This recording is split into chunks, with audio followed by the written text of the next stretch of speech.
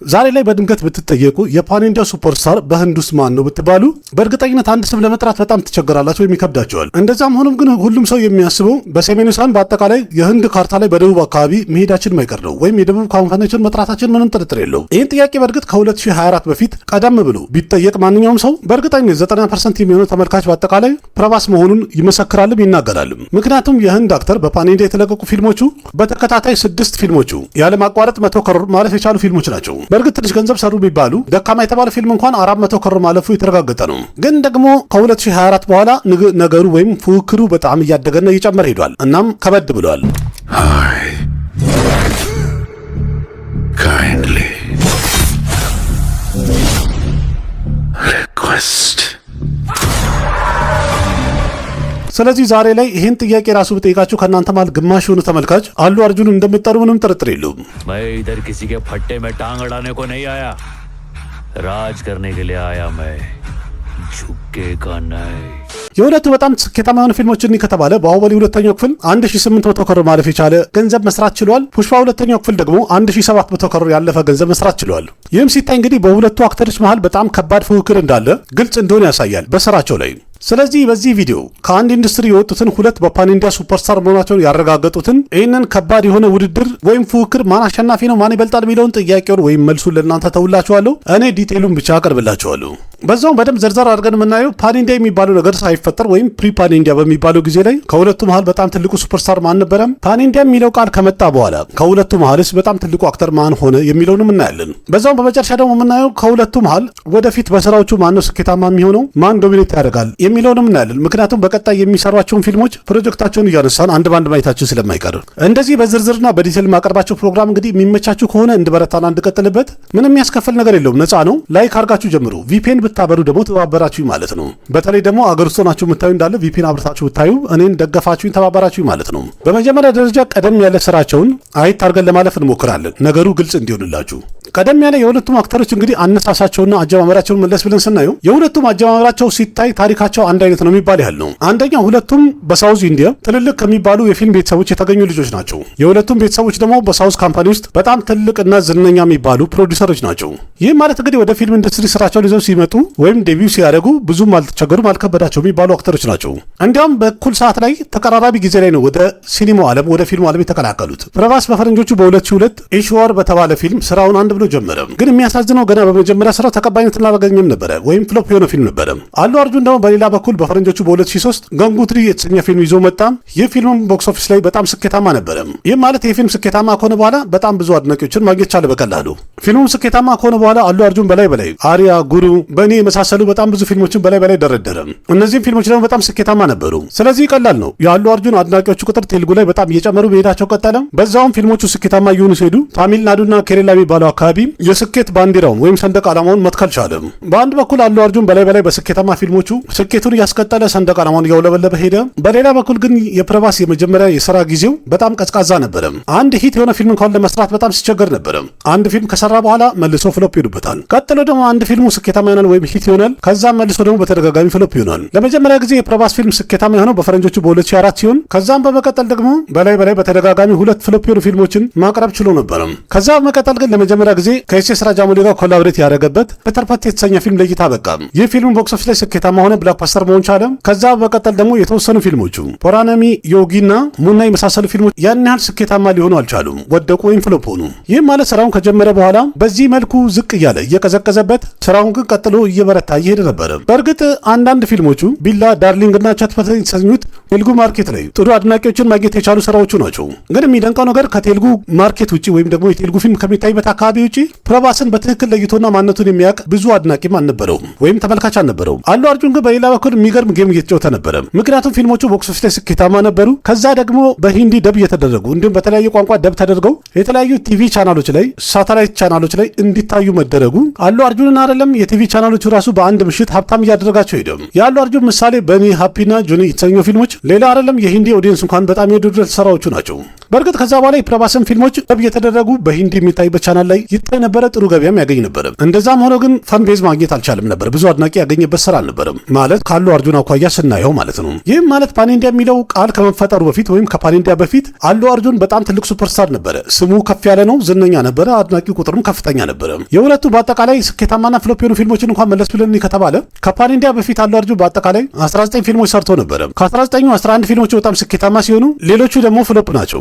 ፕረባስ ደግሞ በሌላ በኩል ከፓን ኢንዲያ በፊት በአጠቃላይ 16 ፊልሞችን የሰራ ሲሆን ከነዛ መሀል 6 ፊልም ብቻ ነው ስኬታማ መሆን የቻሉ። ይህን ቁጥር ስነግራችሁ እንግዲህ በቀላሉ መገመት ትችላላችሁ። ባሁበሊ የተሰኘው ፊልም ለእይታ ከመብቃቱ በፊት አሉ አርጁን ከፕረባስ በጣም የበለጠ ትልቅ ሱፐርስታር ነበረ። ግን በዛ ሰዓት ላይ ፕረባስ በድንገት አስደናቂ የሆነ ውሳኔ ሊወስን ቻለ። ወይንም ሱፐርስታር መሆን አለብኝ፣ ካልሆነ ደግሞ በጣም የተቀዛቀዘው የስራ ህይወቴ በቋሚነት በቃ እተዋለሁ አቆመዋለሁ ብሎ ነበር የወሰነው። ግን የፕረባስ ይሄ ከባድ የተባለ ውሳኔ ጠቅላላ የስራ ህይወቱን አይደለም የስራ ሲስተሙን እንዳለ ሪቡት ያደረገ የቀየረ ሊሆን ቻለ እና በዚህ ውሳኔ የተነሳ ፕረባስ እንዴት ነው በአንድ ጊዜ ቀድሞት ከነበረው ከሱፐርስታር ከአሉ አርጁን ርቆ መሄድ ብቻ ሳይሆን አሉ አርጁን እንዲያውም በድጋሚ እሱ ላይ ለመድረስና ከሱ ጋር እኩል ለመሆን 10 ዓመት ያህል መጠበቅና መታገል እንዲኖርበት እንዴት አደረገው? አሉ አርጁንና ፕረባስ በፓን ኢንዲያ ዘመን ወይም ፓን ኢንዲያ የሚባለው ኤራ ላይ ያሳለፉት ደግሞ እናያለን። የፕረባስ በጣም ትልቅና ወሳኝ የተባለው ውሳኔ ብዬ ያልኩት እንግዲህ ርቆ የሄደበት ባሁበሊ የተሰኘውን ፊልም መፈረሙ ነው። ምክንያቱም ይህን ፊልም ከፈረመ በኋላ ፕረባስ ለ5 ዓመት ያህል ምንም አይነት ፊልም አይሰራም ነበረም። ይህም ማለት ይህን ውሳኔ ሲወስንና ፊልሙን ለመስራት ባሰበ ሰዓት ላይ የፕረባስ በአጠቃላይ የስራ ህይወቱ የሚወስነው ይሄ ባሁበሊ የተሰኘው ፊልም ነበር ማለት ነው። ባሁበሊ የተሰኘው ፊልም ደግሞ ስኬታማ የማድረግ ኃላፊነቱን ሙሉ ለሙሉ የወሰደ የነበረው ኤስ.ኤስ ራጃሞሊ የተባለ ዝነኛ ዳይሬክተር ነው። ፕረባስና ኤስ.ኤስ ራጃሞሊ ይስማማሉ። ከዛ በኋላ የባሁበሊ ስራ አንድ ተብሎ ይጀመራል። በፈረንጆቹ በ2015ም በፓን ኢንዲያ በሚባል ቋንቋ ወይም ደግሞ በተለያዩ ቋንቋዎች ደብ ተደርጎ ባሁበሊ የተሰኘ ፊልም ለእይታ በቃ። ፊልሙ በጀቱ 180 ከሮር ነበረ። በአጠቃላይ ከ600 ከሮር በላይ መሰብሰብ ችሎ ነበር ፊልሙ። ይህ ፊልም ባለቀ ሰዓት ላይ ለክፍል ሁለቱ ተመልካቹ በጣም እንዲጓጓና ኤክሳይትመንቱ እንዲጨምር አድርጎ ያለቀ ፊልም መሆን ቻለ። በመጨረሻም ተመልካቹ እየጠበቀው ባሁበሊ ሁለተኛው ክፍል ለእይታ በቃ ሰዓት ላይ 250 ከሮር ወጥቶበት ፊልሙ 1800 እና ከዛ በላይ መስራት ቻለ። ስለዚህ ለህንድ ሲኒማ ካምፓኒም የመጀመሪያው የፓን ኢንዲያው ትልቁ ዳይሬክተር ኤስ.ኤስ ራጃሞሊ ሊሆን ቻለ። የመጀመሪያው ደግሞ የፓን ኢንዲያ ሱፐርስታር ፕረባስ ሊባል ቻለ።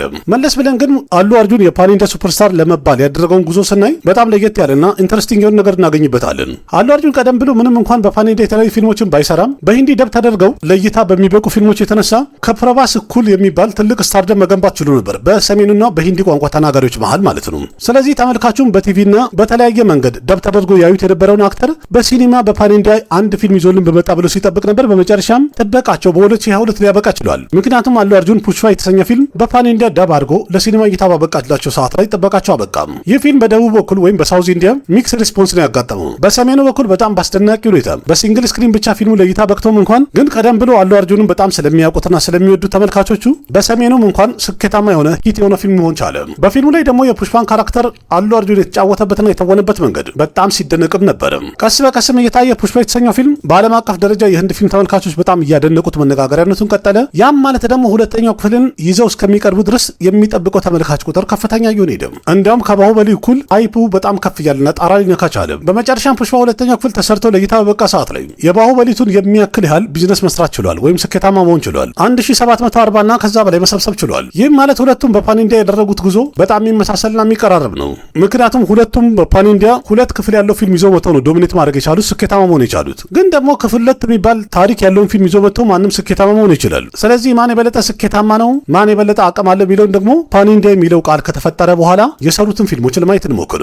ፕረባስ እንኳን ቀደም ብሎ ባሁበሊ ሁለተኛው ክፍል ይዞ ከመጣ በኋላ የፓን ኢንዲያው ትልቁ ሱፐርስታር መሆኑን አረጋግጧል። ግን በላይ ባሁበሊ ሁለተኛው ክፍል ለእይታ ከበቃ በኋላ የሰራቸው ትልልቅ በጀት የወጣባቸው 3 ፊልሞች በላይ ፍሎፕ ከሆኑ በኋላ አጠራጣሪ ሆነ። ምክንያቱም ሳሆ ራዴሻምና አዲፑሩሽ የመሳሰሉ ፊልሞች ፍሎፕ ሆነው ነበር። በዛ ሰዓትም የተባለ የነበረው ምንም የፓን ኢንዲያ ሱፐርስታር ምናምን አይደለም ፕረባስ ዋን ናይት ሂት ነው አሉ። ወይም ደግሞ በአንድ ምሽት ስኬታማ መሆን የቻለ እድለኛ አክተር ነው ተባለ። እነዚህ ፊልሞች ፍሎፕ ከሆኑ በኋላ በላይ በጣም በከባዱ ብዙ ትሮሎችንና ማጥላላቶችን፣ ስድቦችን ማስተናገዱ ግዴታ ሆኖበት ነበረ።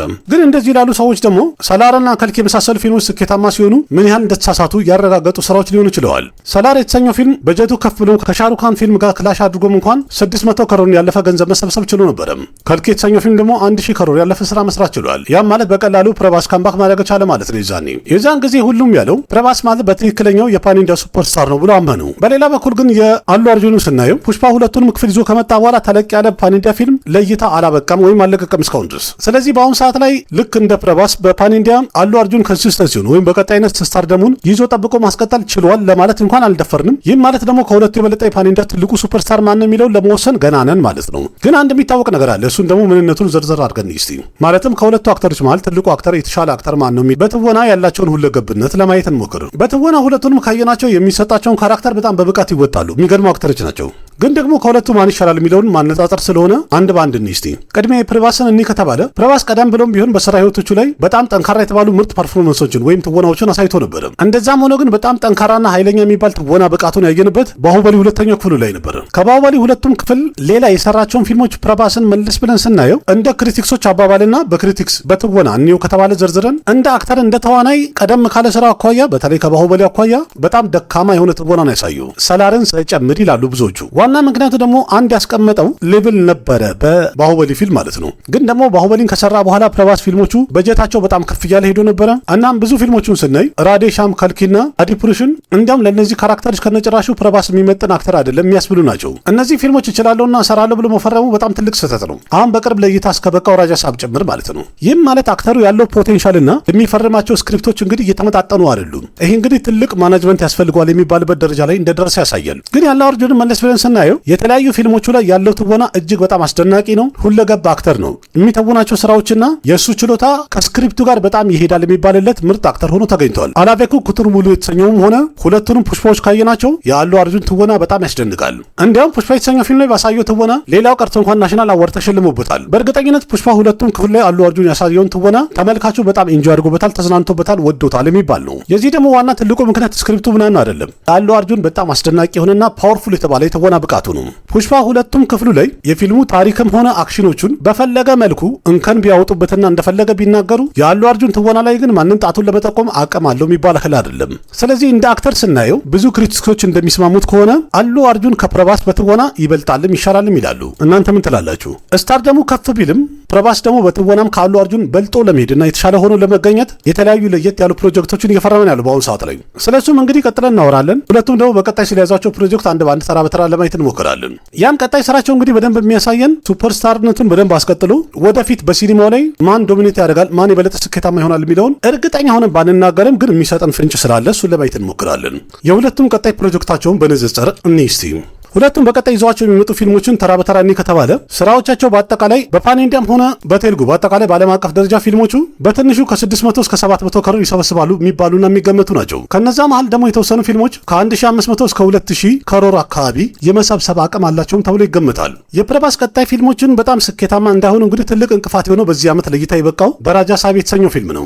ይህም እንግዲህ በስራ ህይወቱ ላይ በቀጣይ ትልቅ እንቅፋትን ፈጥሮበታል፣ ስታር ደግሞ ዝቅ አድርጎበታል የሚባል ፊልም ሆኗል። ምክንያቱም የተጠበቀውና ፊልሙ ፐርፎርም ያደረገው እንዲሁም ታሪኩ ትወነው በአጠቃላይ ያስወቀሰ ስለሆነ ለቀጣይ ስራው እንቅፋት ሆኗል የሚባል ስራ ሆኖ አልፏል። በዚህ ዓመት እንግዲህ ቀጥሎ በጣም የሚጠበቀውና ለእይታ ይበቃል የሚባለው የፕረባስ ፊልም ፎዚ የተሰኘው ፊልም ነው። ይህንን ፊልም ዳይሬክት የሚያደርገው ሲታራማ የተሰኘው ፊልም ዳይሬክት ያደረገው ሃኑር አግባፎር የተባሉ ዳይሬክተር ነው። የፊልሙ በጀትም እስከ 600 ከሮር ይወጣበታል ተብሏል። የዚህ ፊልም ፕሮዳክሽን ካምፓኒ ደግሞ ማይትሪ ሙቪ ሜከርስ ናቸው። ይህ ፊልም ታሪኩ የሚያጠነጥነው ህንድ ነጻነቷን ካገኘች በኋላ ያለ ታሪክን በወታደር ታሪክ ላይ የሚያጠነጥን ሲሆን ፊልሙን ጣጣውን ጨርሰው እንግዲህ እስከዚህ ዓመት መጨረሻ ድረስ በ2026 ለእይታ ይበቃል ተብሏል። አሁን ላይም እንደተነገረው ከሆነ የ10 ቀን ያህል ቀረጻ ብቻ እንደቀረው ተናግረዋል። ከዛ በመቀጠል ደግሞ በጣም የሚጠበቀው የፕረባስ ስፕሪት የተሰኘው ፊልም ለእይታ ይበቃል ተብሏል። ይህንን ፊልም ዳይሬክት የሚያደርገው ሌላ ማንም አይደለም፣ ታዋቂው ዳይሬክተር ሰንዲፕ ሬድዋንጋ ነው። በዚህ ፊልም ላይ ፕረባስ ፖሊስ ኦፊሰር ሆኖ የሚተውነው ያም ደግሞ በጣም መሪ የሆነና ጨካኝ ፖሊስ ኦፊሰር ሆኖ እንደሚተውን የታወቀ ነው። ስላለበት ክላሽ እንኳን ቀደም ብዬ ስላቀረብኩኝ ብዙ አላወራላችሁም። የዚህ ፊልም ሃይፕ በጣም ጣራ ነክቶ የነበረ በእርግጥ ቀደም ብሎ ዳይሬክተሩ ሰንዲፕ ሬድዋንጋ ኢንተርናሽናል አክተርን እዚህ ፊልም ላይ ቪለን አደርጋለሁ ብሎ ያሰበ ሰዓት ነበረ። ያም ደግሞ ታዋቂ የኮሪያ አክተር ዶን ሊን አስገባለሁ ብሎ ባለ ሰዓት ነበረ።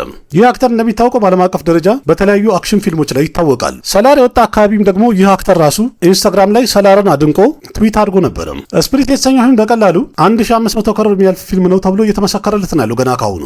ግን ደግሞ ጥሩ ፊልም ሆኖ ከወጣ ነው ወይም መጨረሻ ላይ ታሪኩ የሚያምር ከሆነ ነው። ግን ይህ ፊልም ቆንጆ እንደሚሆን ምንም ጥርጥር የለውም። ምክንያቱም ከፕረባስ የበለጠ ሁሉም እርግጠኛ የሚሆነው በዳይሬክተሩ በሰንዲፕ ሬድዋንጋ ነው። በሌላ በኩል ደግሞ አሉ አርጁን ከጃዋን ፊልም ዳይሬክተር አትዲ ጋር አንድ ፊልም በአሁኑ ሰዓት ላይ ይሰራ ነው ያለው። እሱም ርዕሱ ራካ ይሰኛል ብለው ነግረውናል። ይህ ፊልም እንግዲህ መነሻ በጀቱ የነበረው ከ500 እስከ 600 ከሮር ተብሎ ነበረ። በአሁኑ ሰዓት ላይ ከ800 እስከ 1000 እንዳስወጣቸው የተናገሩ ነው ያሉት። የዚህ ደግሞ ዋና ምክንያቱም በፊልሙ ላይ በጣም ከበድ ያሉና ለየት ያሉ ቪኤፍኤክሶችን ስለሚጠቀሙ በጀቱ ጣራ እየነካ ነው ያለው። ገና ፊልሙ እንደሚሰራ አናውንስ ባደረጉ ሰዓት ላይ ወደ ውጭ ሀገር ሄደው የተለያዩ 3D እና አኒሜሽኖችን በፊልሙ ላይ በምን አይነት መልኩ እንደሚጠቀሙ ትልልቅ ካምፓኒዎችን ሲያናግሩ የወጡ ቪዲዮዎችን በእርግጠኝነት አይታችሁ ነበረ።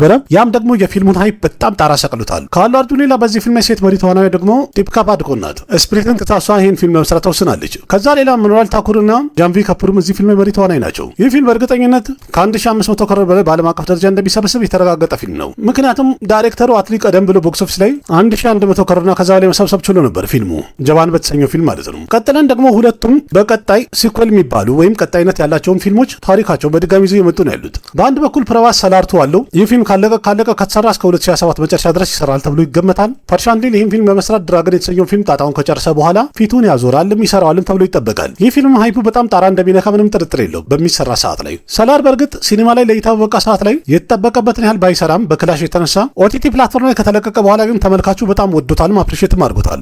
እንዲያውም ሁለተኛውን ፊልም የሚጠብቅ ለየት ያለ የራሱ አድናቂ ያገኘ ፊልም ሆኗል። ስለዚህ ሰላርም እንግዲህ ከ1500 እስከ 2000 ከሮር ሊሰራ ይችላል ተብሎ ከሚገመቱ ፊልሞች መሃል አንዱ ነው። አሉ አርጁንም ደግሞ በሌላ በኩል በጣም ተወዳጅ የነበረውን ፑሽፓ የተሰኘውን ፊልም ሶስተኛውን ክፍል እንደሚሰራ አናውንስ አድርገዋል። ፑሽፓ ዘራምፔጅ ብለው እንደሚያቀርቡ ተናግረዋል። ስለዚህ ፊልም ሃይፕ እንኳን ምን ያህል እንደሚሆን ብዙ ማስረዳትና ማብራራት የሚጠበቅብኝ አይመስለኝም። ሁለተኛው ክፍል ብቻ 1700 ከሮርና ከዛ በላይ መሰብሰብ ከቻለ ፑሽፓ ሶስተኛው ክፍልም ደግሞ ተመልካቹ ከወደደውና ከተመቸው በጣም በቀላሉ 2000 ከሮር ማለፍ እንደሚችል በደንብ ያረጋገጠ አይነት ታሪክ ይኖረዋል ተብሎ ይገምታል። በእርግጥ ፕረባስም ቢሆን ካልኪ ሁለተኛው ክፍል እየሰራ ነው ያለው። በቀጣይ ዓመትም ለእይታ ይበቃል ተብሎ ይጠበቃል። ይህም እንግዲህ በጣም የሚጠበቅ ፊልም ነው። በተለይ ደግሞ የመጀመሪያው ክፍል ሲያልቅ የሁለተኛው ክፍል በጣም በር ከፍቶና በጣም ሳስፔንስ አድርጎ ያለቀ ፊልም ነው። በዛ ላይ ደግሞ ታዋቂዎቹ አክተሮች አሚታብ በቸንና ከማል ሀሰንም አሉ። እንደዚህ ሌጀንደሪ አክተሮችን ይዞ በዛ ላይ ደግሞ መሪ ተዋናይ የፓን ኢንዲያ ሱፐርስታር ከሆነ የመጀመሪያው ክፍሉ ደግሞ ስኬታማነቱ ተወዳጅነቱ ሁለተኛው ክፍል በጣም ስኬታማ ያደርገዋል የሚለው ግምት በጣም ከፍተኛ ነው። በጣም የሚጠበቅ ፊልም ነው። ግን ሌላ አንድ አስገራሚ ነገር አለ። እሱም አሉ አርጁን ትንሽ ብልጥ ነው። ፑሽፓ ሁለተኛው ክፍል ባልተጠበቀ መልኩ ወይም ባልታሰበ መልኩ በጣም ተወዳጅነት አግኝቶ በተለይ ደግሞ በሂንዲ ቤልት በዚህ ደረጃ አልተጠበቀም ነበርና በሂንዲ ኦዲየንስ መሃል ይህን ያህል ስኬታማ ከሆነ በኋላ አሉ አርጁን ስታርደሙን ወደኋላ ነው ያደገው። ማለትም ቸኩሎ መስራት ሳይሆን ተረጋግቶ የተለያዩ ፊልሞችን መርጦ እየሰራ ነው ያለው። ምሳሌ አሁን ከአትሊ ጋር የሚሰራውን ፊልም ከጨረሰ በኋላ ቀጥሎ ደግሞ ከሎኬሽ ከነዝራጅ ጋር የሚሰራው ፊልም አለ። ራካን ከጨረሰ በኋላ ማለት ነው። ይሄኛው ደግሞ ገና ርዕሱ ያልተገለጸ ፊልም ነው። ያም ደግሞ አሉ አርጁንን ብልጥ ያደርገዋል። ምክንያቱም እየሰራ ያለው ማስተር ፕላን የተባለ እቅድ ነው። በአሁኑ ሰዓት ላይ ያሉ አርጁን ሙሉ እቅዱ ከአትሊ ጋር የሚሰራውን ፊልም በ2026 ማጠናቀቅ ነው ቀረጻውን። ምክንያቱም ከዚህ ፊልም ሌላም ጊዜ ሰጥቶ መስራት የፈለጋቸው ፊልሞች አሉ። በዚህኛው ፊልም ላይ ወይም ራካ የተሰኘው ፊልም ላይ 4 የተለያዩ ካራክተሮችን አሉ አርጁን ይጫወታል ተብሏል። ማለትም በጣም ብዙ ነገሮችን ይሞክራል ማለት ነው። እስከዛሬ ድረስ በስራ ህይወቱ ያልሰራቸውን በጣም ለየት ያሉ ካራክተሮችን ይጫወታል ማለት ነው። ይህ ደግሞ ለፊልሙ ሃይፕ በጣም የጠቀመውና ፊልሙ በጣም እንዲጠበቅ ያደረገው ሆኗል። ከዚህ ፊልም በኋላ ደግሞ AA23 የተባለውን ፊልም ይሰራል። ይህም ፊልም ደግሞ ሙሉ ለሙሉ ዳይሬክት የሚያደርገው ሎኬሽ ከነግራጅ የተባለው ታዋቂ ዳይሬክተር ነው። ዳይሬክተሩ ሎኬሽ ከነግራጅ ሲኒማቲክ ዩኒቨርስ የተባለውን የራሱን አንድ ዩኒቨርስ ወደ ጎን አድርጎ ወይም ትቶ ከአሉ አርጁን ጋር አንድ ትልቅ ፊልም መስራት እቅድ አድርጎ ይህንን ፊልም ወደ መሬት አወርደውታል። ይህ ፊልም እንኳን እስካሁን ድረስ አናውንስመንት ቪዲዮ ብቻ ነው ለእይታ ይበቃው። ይህ ነገር ሲታይም እንግዲህ ሎኬሽ ከነግራጅ ከአሉ አርጁን ጋር የሆነ ትልቅ ነገር ለመስራት ፕላን እንዳደረገ ግልጽ አድርጎታል። ይህም ማለት ሎኬሽ ከነግራጅ ትልቅ የተባለ ስራውን ትቶ ወይም ወደ ጎን አድርጎ ትልቅ የተባለ ፕሮጀክት ለመስራት እያሰበና እያቀደ ከሆነ ከራሱ ሲኒማቲክ ዩኒቨርስ የሚበልጥ ነገር አለው ማለት ነው ይህ ፊልም። ከዛ በኋላ ቀደም እንደነገርኳችሁ ፑሽፓ 3 ይሰራል። በዚህ ፊልም ላይ ከአሉ አርጁን የበለጠ ሱኩማር በጣም ኮንፊደንት አለው። ምክንያቱም ይህንን ፊልም በእርግጠኝነት ከመጀመሪያውና ከሁለተኛው ክፍል የበለጠ ምርጥ አድርጎ እንደሚሰራውና እንደሚያቀርበው ተመልካቹም እንደሚወደው አፉ ሞልቶ የተናገረ ነው ያለው። ምክንያቱም በአሁኑ ሰዓት ላይ የፊልሙ ቪኤፍኤክስም ሆነ ሲጂአይ በጣም ለየት ያለና ትልቅ እንደሚሆን የፊልሙ ዳይሬክተር ሱኩማር ተናግረዋል። ግን ደግሞ ከነዚህ ሁሉ ፊልሞች በኋላም ይሁን ከነዚህ ሁሉ ፊልሞች ቀድሞ አይታወቅም አሉ አርጁን አንድ ፊልም ይሰራል። ያም ደግሞ በአያቱ ታሪክ ላይ ከአሉ አርቪን ጋር ከአባቱ ጋር የሚሰራው ፊልም ነው። የዚህ ፊልም ታሪኩም እንግዲህ ከራማይን ጋር ይገናኛል የተባለ ሲሆን በጀቱም ከፍ ይላል። በጣም ለየት ያለና ብዙ የህንድ ተመልካች የሚወደው ሲን ይኖርበታል ተብሎ ይገመታል። ስለዚህ እንደዚህ አይነት ትልቅ ሀሳብን ከቤተሰቡ ጋር ይዞ የሚመጣ ከሆነ የቤተሰቡን ታሪክ የሚሰራ ከሆነ የፊልሙ ታሪክም ሆነ የፊልሙ አሰራር በጣም ትልቅ ይሆናል ተብሎ ይጠበቃል። በእርግጥ አሉ አርጁን ማንኛውም ፊልም ይዞ የሚመጣ በአሁኑ ሰዓት ላይ የህንድ ተመልካቾችም ሆነ የሳውዝ ተመልካቾች በጣም ብራንድ አድርገውታል። አቀባበሉ በጣም ከፍ ብሏል። ሁለቱም ደግሞ ከህንድ ጭምር በውጭ ሀገራት የተለያዩ ሀገራት ላይ በጣም ዝነኛ ሆነዋል። ፕረባስም ሆነ አሉ አርጁን በስራዎቻቸውና በፊልማቸው። ስለዚህ ይህን ሁሉ ነገር አንድ ላይ ካያችሁ በኋላ ቀጣይ ፕሮጀክታቸውን መነሻቸውን የኋላ ታሪካቸውን ካያችሁ በኋላ በቀጣይ ማን ዶሚኔት ያደርጋል ማን ሩል ያደርጋል እኔ ዝርዝር መረጃውን እንግዲህ አንድ ባል ዲቴል አቅርቤላችኋለሁ። እናንተ የራሳችሁን ሀሳብ አስተያየት ኮሜንት ላይ ጻፉ። እከሌ ወደፊት በፕሮጀክቱ ይህን ያህል ስኬታማ ይሆናል ብላችሁ ከነ ምክንያቱ እስቲ ንገሩኝ። ያሉ አርጁን አድናቂ የሆናችሁ ኤኤል ብላችሁ ኮሜንት አድርጉ። የፕረባስ አድናቂ ከሆናችሁ ደግሞ ዳርሊንግ ብላችሁ ኮሜንት አድርጉልኝ። ለማንኛውም ልክ እንደዚህ የንጽጽር ቪዲዮዎችን በጣም እየተመቻችሁ ስለሆነ እያቀረብኩላችሁ ነው ያለሁት። ወደፊትም እንድቀጥል እንደተለመደው ቪዲዮ ላይክ አድርጉ። ያላችሁን ሀሳብ አስተያየት በኮሜንት ግለጹ። ለጓደኞቻችሁ ሼር አድርጉ። የምትሰጡኝን እያንዳንዱ ኮሜንት በፍቅር ኮሜንቱን አክብሬያችሁ አንድ በአንድ ኮሜንታችሁን አነባለሁ፣ መልስ እሰጣችኋለሁ። ስለዚህ በኮሜንት መሳተፉ ለቪዲዮ አሪፍ ነው፣ ኢንጌጅመንቱን ይጨምራል። ላይክም አድርጉ። ለማንኛውም በአጠቃላይ ቪዲዮ ከተመቻችሁ ላይክ አድርጉ። ልክ እንደዚህ ከሲኒማ ጋር የተያዙ በጣም ብዙ ጨዋታዎችን፣ የተለያዩ ፕሮግራሞችን በዚህ ዩቲዩብ ቻናል አንድ በአንድ ተራ በተራ እንጨዋወታለን። በሌላ ምርጥ ቪዲዮ ድጋሚ እስከምንገናኝ አቅራቢያችሁ ቃሲም መካ ነበርኩኝ። ደህና ሁኑ። ባባይ